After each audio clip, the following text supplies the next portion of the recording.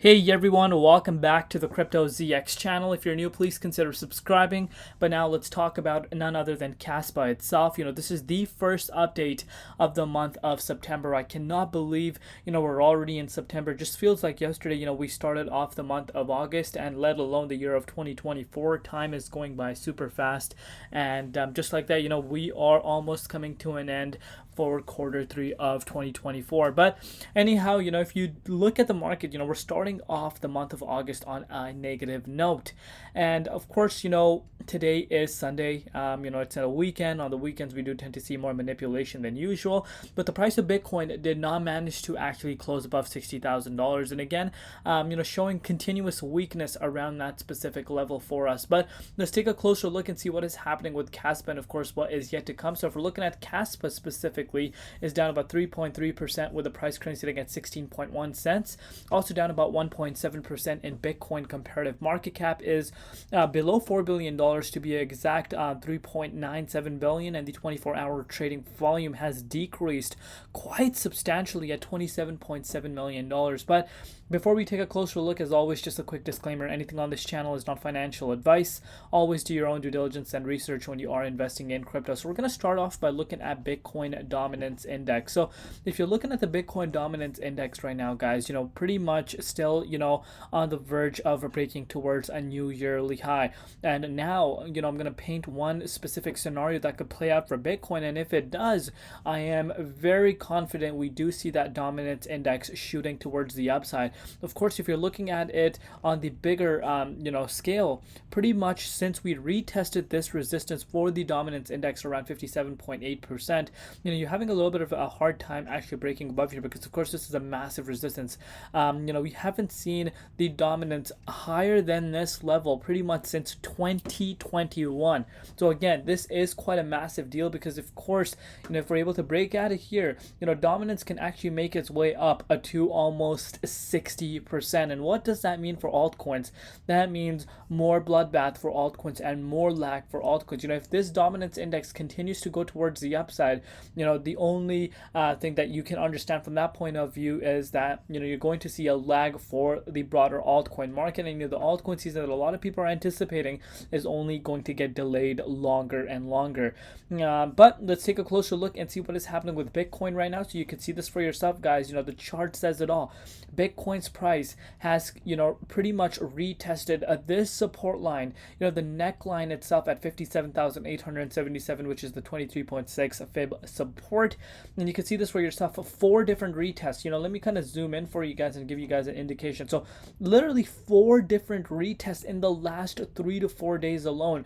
This is showing you that, of course, the bulls are trying to keep the price within the 23.6 Fibonacci retracement level. But if you end up losing this, as I've said in several of my other updates, be prepared for the price of Bitcoin to fall down to potentially even $56,000 or even lower. Of course, no one wants to see that, but this is something that I keep telling you guys to keep an eye out for. And on top of that, a lot of people are thinking that the month of September is going to see a continuation of this boring momentum that we have seen as of now.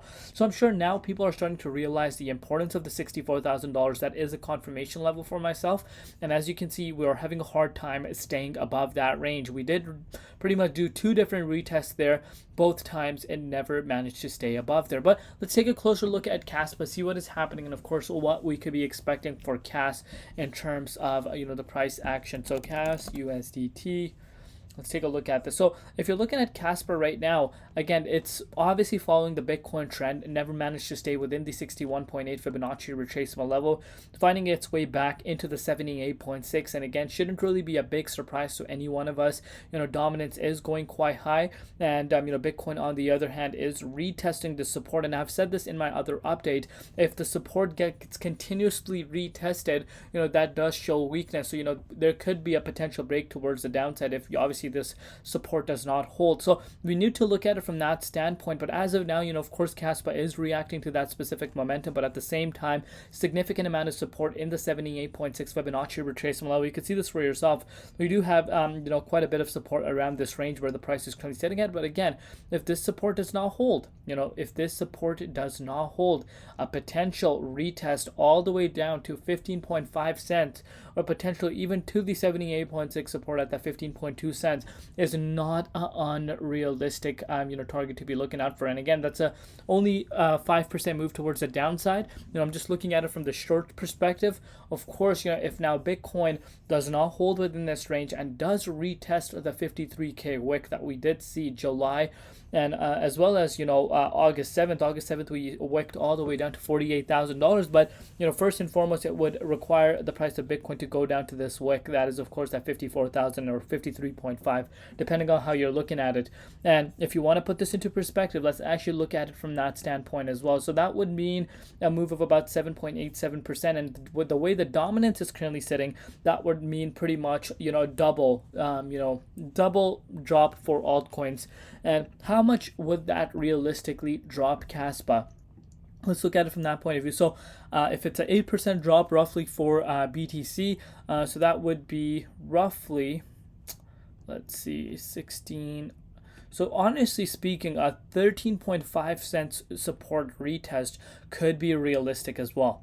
If that happens, if that retest itself at $53,000 happen, and of course, if we were to wick all the way down to 48k, then obviously that goes unsaid, potentially even falling below that. So we need to be mentally prepared for that.